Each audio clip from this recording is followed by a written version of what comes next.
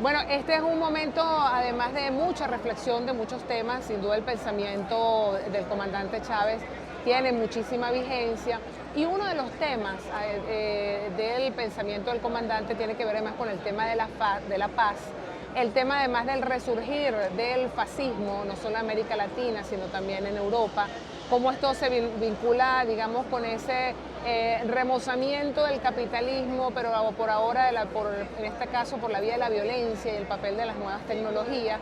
Hemos visto, en el caso de Europa, un resurgir preocupante en torno al fascismo.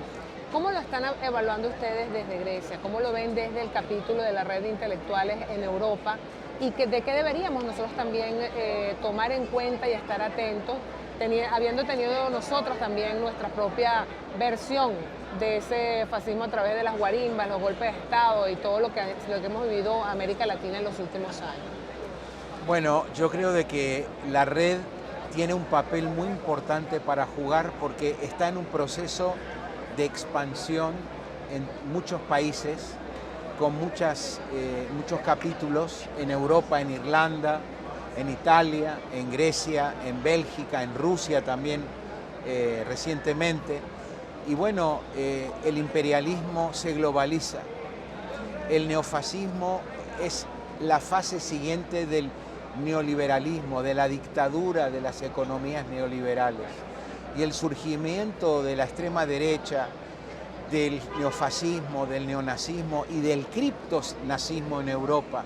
También en propia Grecia tuvimos un partido, Amanecer Dorado, que tuvo representación en el Parlamento griego hace 4 años. Es un verdadero peligro para la humanidad y para la paz.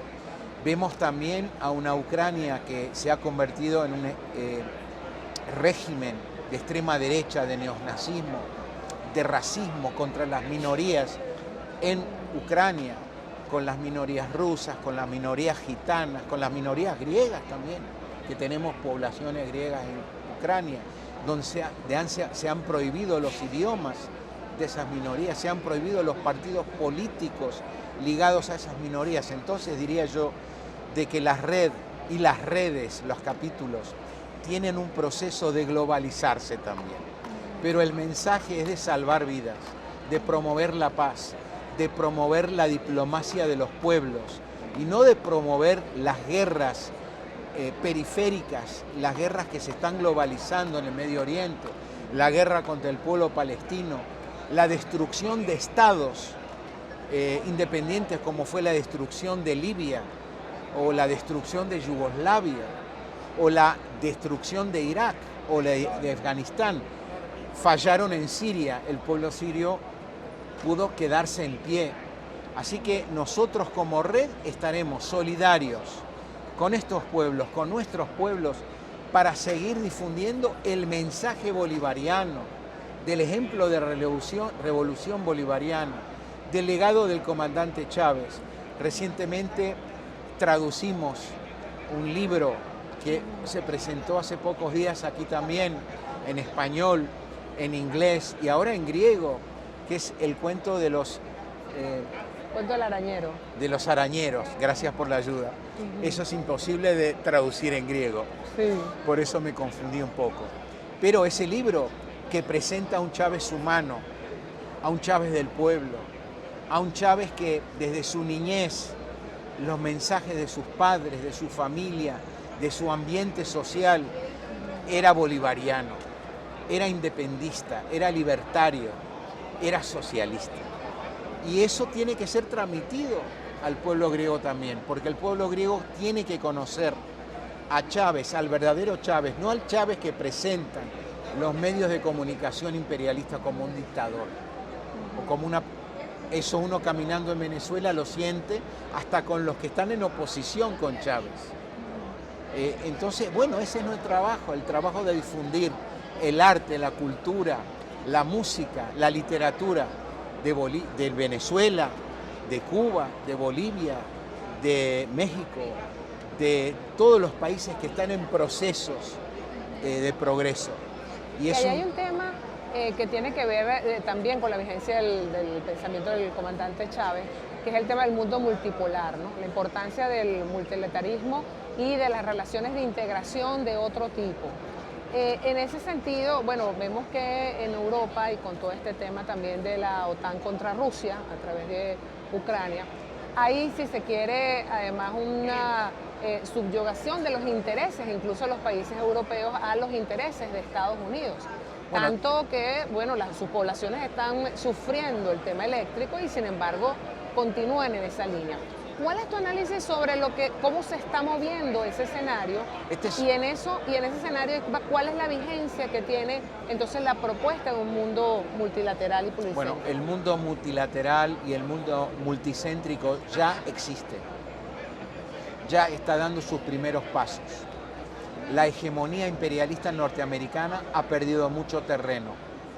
Y la única manera de conservar o tratar de conservar lo que ellos perciben, hegemonía económica del dólar, económica, cultural, militar, es de crear guerras periféricas, el caos constante de las guerras, y lo han hecho en Ucrania. Y Europa ha perdido gran parte de su independencia, se está convirtiendo en una región neocolonial. Pero eso no quiere decir que los pueblos europeos están de acuerdo en eso. Tenemos una pobreza nueva en Europa, que no es solamente una pobreza energética, porque se rompieron las relaciones económicas, energéticas entre la Federación Rusa y la Unión Europea. Tenemos una pobreza multidimensional, una pobreza de los medios de comunicación, la rusofobia y el racismo contra Rusia prohíbe que los medios rusos puedan publicar sus análisis. Eso es una pérdida para la democracia. Eso es un nuevo tipo de dictadura medieval que renace en Europa. Creo yo de que no es un síntoma de que el resurgimiento del neofascismo y el neoliberalismo, que es el próximo paso del liberalismo, ocurra ahora en Europa, en una Europa neocolonial. Tenemos un cambio económico de Europa también, donde las economías, después de la Segunda Guerra Mundial, como Alemania, por ejemplo, que era un exportador de productos de industrias, autos, etcétera, han perdido terreno y se han convertido en industrias de producción de armas al servicio de la OTAN, al servicio de Washington. Y eso va a crear nuevas pobrezas multidimensionales que van a crecer más y más. Ya tenemos a gente en las calles. En mi país, en Atenas, ayer tuvimos una demostración de jóvenes, de estudiantes. ¿Por qué? Porque tuvimos un choque de trenes que resultó en la muerte de 60 estudiantes pobres de familias populares que volvían a sus casas un fin de semana usando el tren, que es un modo de transporte barato, generalmente barato, y estaban en movilización contra la privatización del sistema ferroviario, que ha perdido la seguridad del transporte público. Esos son los nuevos retos de las sociedades europeas, de luchar contra el liberalismo, contra la guerra y contra la nueva industria de guerras que se está instalando por Washington. También la multiplicación de las bases militares en Europa, en Grecia especialmente, en Alexandrópolis, en el norte de Grecia, en la base de Suda, en Creta. Son bases militares dirigidas con cohetes y con portaaviones dirigidos hacia el sur de Rusia, en el Mar Negro. Ese es un peligro para el pueblo griego. Por eso necesitamos renacer y reconstruir movimientos de paz antiimperialistas. Sin el antiimperialismo no podemos tener movimientos de victorias. Muchísimas gracias.